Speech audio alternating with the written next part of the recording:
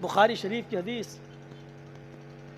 میرے بعد تم زندہ رہو گے تو تم دیکھو گے، کیا کہا آپ نے؟ ہیرا کا نام سنا ہے؟ حضرت عدی کہتے اللہ کے نبی نے کہا ہیرا شہر دیکھا، ہیرا شہر گئے ہو کبھی؟ کہا اللہ کے نبی گیا تو کبھی نہیں ہوں لیکن نام سنا ہے ہیرا شہر۔ اللہ کے نبی نے کہا ہیرا شہر سے ایک عورت اکیلے چلے گی، ظلم کرنے والے حکمراں اور لیڈر سنیں،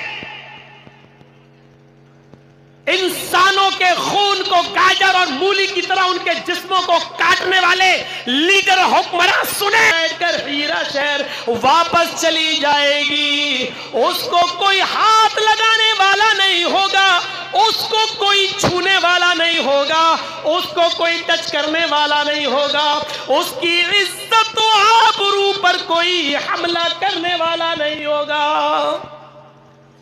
یہ اللہ کے نبی کب کہہ رہے ہیں؟ جب لوگوں کی گردنیں کاٹی جا رہی ہیں، عورتوں کی عزت و آبرو کی حفاظت نہیں ہے۔ کہا کہ ایک عورت کو تم دیکھو گے ہیرا شہر سے اکیلے چلے گی، مکے میں آئے گی، طواف کرے گی، صفا مروہ کے چکر لگائے گی اور اپنی سواری پر بیٹھ کر ہیرا چلی جائے گی، کوئی بھی شخص اس کو ٹچ کرنے والا نہیں ہوگا۔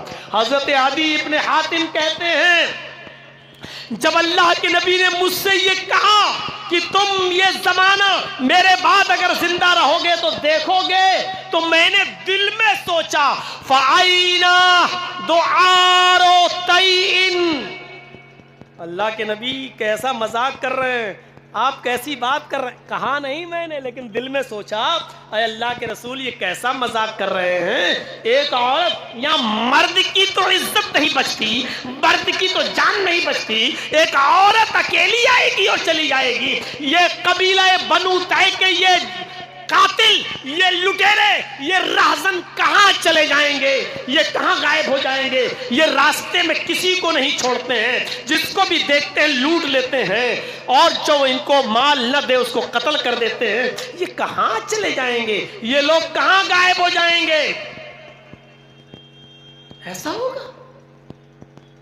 یہ تو میری وہم و گمان میں بھی نہیں تھا، میں نے سوچا بھی نہیں تھا۔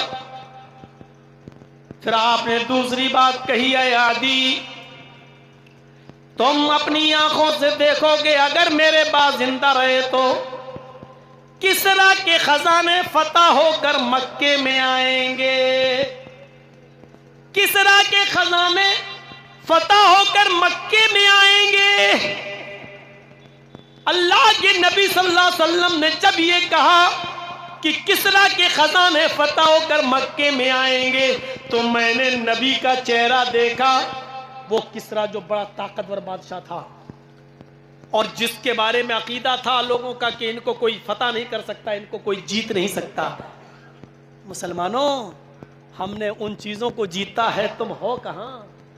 تم معمولی سا کشن گنج جیتنے کے لیے اتنا تڑپتے ہو، تم چاہو تو پورا بہار اپنی مٹھی میں لے سکتے ہو۔ یہ ہنر سیکھنا ہوگا تمہیں محمد الرسول اللہ سے، یہ ہنر سیکھنا ہوگا تمہیں شریعت سے، یہ کانفیڈنس اور یقین تمہیں لینا اور حاصل کرنا ہوگا صحابہ کرام سے۔ جب اللہ کے نبی نے یہ کہا کہ کسرا کے خزانے فتح ہو کر وہ مکے میں آئیں گے تو عدی ابن حاتم کہتے میں نے نبی کا چہرہ دیکھا اور میں نے کہا اللہ کے رسول کس کسرا کی بات کر رہے ہیں؟ کون سے کسرا کی؟ کسرا ابن ہرمز، یہی کسرا جو بادشاہ ہے، اس بادشاہ کی بات کر رہے ہیں، کسرا ابن ہرمز کی۔ آپ نے فرمایا ہاں میں اسی کسرا، اسی بادشاہ کی بات کر رہا ہوں، اسی کسرا ابن ہرمز، اسی بادشاہ کے خزانے خیرات کرنا چاہیں گے، لوگوں کو غریبوں کو سونا اور چاندی بانٹیں گے، لیکن کوئی سونا لینے والا نہ ہوگا، کوئی چاندی لینے والا نہ ہوگا۔ لوگوں کو تم دیکھو گے کہ وہ اپنی مٹھی میں سونا بھر بھر کے، چاندی بھر بھر کے وہ لے جائیں گے صدقہ دینے کے لیے، لیکن صدقہ قبول کرنے والا کوئی غریب نہیں ملے گا، صدقہ قبول کرنے والا کوئی غریب انسان نہیں ملے گا، یعنی سونا اور چاندی لینے والے لوگ نہیں ملیں گے۔ اللہ کے نبی تو اس دنیا میں نہیں رہے۔ عدی ابن حاتم نے اپنے دوست کو، اپنے ساتھی کو بتایا، کیا ہے میرے ساتھی، غور سے سنو، دو چیزیں تو میں نے جناب محمد رسول اللہ کی بتائی ہوئی اپنی زندگی میں دیکھ لی ہے، دو چیزیں تو میری زندگی میں پوری ہو گئی ہیں۔ میں دیکھتا ہوں ملک شام سے، ہیرا شہر سے ایک عورت اکیلی آتی ہے، اپنی سواری پر بیٹھ کر آتی ہے اور وہ خانہ کعبہ میں طواف کرتی ہے، صفا مروہ کی چکر لگاتی ہے، سعی کرتی ہے اور پھر ملک شام چلی جاتی ہے۔ اس کو کوئی مدینے آتے ہوئے دیکھ لیا ہے، نبی کی یہ دو پیشین گوئیاں تو میری زندگی میں پوری ہو گئی ہیں، ایک پیشین گوئی رہ گئی ہے، اگر میرے بعد تم زندہ رہو گے تو تم دیکھو گے کہ لوگ سونے اور چاندی کو مٹھی میں بھر بھر کے لے جائیں گے کہ اس کی زکات دے دیں، صدقہ دے دیں، خیرات دے دیں، لیکن کوئی لینے والا نہیں ہوگا۔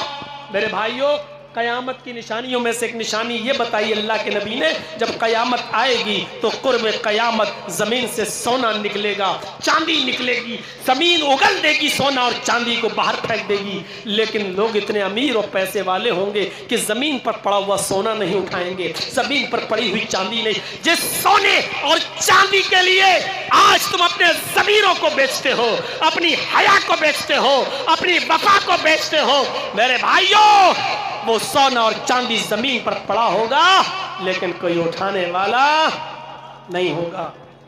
یہ شام سے ایک عورت اکیلی آتی ہے اور حج کر کے عمرہ کر کے واپس چلی جاتی ہے۔ جانتے ہو ایسا کیوں ہوا؟ کیونکہ اللہ کے رسول نے انصاف قائم کر دیا تھا، عدل قائم کر دیا تھا، انصاف کا بول بالا قائم کر دیا تھا۔ قاتل کو قتل کیا جاتا تھا، کسی نے چوری کی تو اس کا ہاتھ کاٹ دیا جاتا تھا، اگر کسی نے آنکھ پھوڑی تو بدلے میں اس کی بھی آنکھ پھوڑی جاتی تھی، کسی نے کسی کو مارا تو بدلے میں اس کو بھی مارا جاتا تھا، کسی نے کسی کا کچھ چھینا تو اس کا بھی چھین کر اس کو دیا جاتا تھا۔ عدل اور انصاف کا بول بالا ایسا قائم کیا کہ لوگوں نے لوٹے ہوئے مال جن کے لوٹے تھے ان کو واپس کر دیے۔ یہ عدل اور انصاف جہاں رہے گا امن ہوگا، امن ہوگا، امن ہوگا، اور جہاں عدل و انصاف نہیں ہوگا وہ امن نہیں ہوگا۔ میرے بھائیوں، یقیناً میں کہتا ہوں کہ دہشت گرد اگر کوئی داڑھی والا ہو تو اس کو پکڑو، سولی پہ لٹکاؤ، پھانسی کے تختے پہ لٹکاؤ، سزائے موت دو، یقیناً ہم اس کے قائل ہیں، لیکن اگر وہ ٹیکا دھاری ہو یا مکہ مسجد پر بم بلاسٹ کا ذمہ دار ہو تو اس کو بھی سزائے موت ملنی چاہیے۔ یہ عدل کا تقاضا ہے، یہی عدل کا تقاضا ہے میرے بھائیوں۔ اس لیے جہاں عدل ہوگا وہاں امن ہوگا، اور جہاں عدل نہیں ہوگا وہاں امن بھی نہیں ہوگا۔ اور محمد رسول اللہ نے امن کو قائم کیا ہے عدل کے ساتھ، عدل ایسا قائم کیا تھا کہ دنیا اش اش کر رہی تھی۔ آپ کو معلوم ہے عدل کیسا تھا؟ اللہ کے نبی نے جو عدل قائم کیا، اس عدل کی ایک جیتی جاگتی مثال میں آپ کو سنانا چاہتا ہوں۔ آؤ، یہ عدل کی مثالیں تم نے تقریروں میں نہیں سنی ہوں گی، جلسوں میں آپ کو نہیں بتائی گئی ہوں گی، حکمرانوں کو بتاؤ۔ میں چاہتا تھا کہ یہ عدل اتر پردیش کے اندر NRC اور CAA کے خلاف احتجاج کرنے والے اور اس میں سرکاری سمپتیوں کا نقصان پہنچانے والے لوگوں کے گھروں پر اگر بلڈوزر چلا ہے تو ٹرین اور ان کی پٹریوں کو توڑنے والے اور کسان آندولن کے موقع پر میرے بھائیوں جو سرکاری نقصان ہوا تھا ان کے گھروں پر بھی بلڈوزر چلنا چاہیے۔ کیوں نہیں چلتا ہے؟ میرے بھائیوں، ہمارے ساتھ انیائے کیوں ہوتا ہے؟ ہمارے ساتھ بے انصافی کیوں ہوتی ہے؟ ہم یہی تو کہتے ہیں ہمارے ساتھ جو عدل کرے گا ہم اس کے ساتھ ہیں، اور یہی ہم کہتے ہیں بہار والوں اچھا اور برا تم اچھی طریقے سے جانتے ہو، تمہارا اچھا اور برا کس میں ہے؟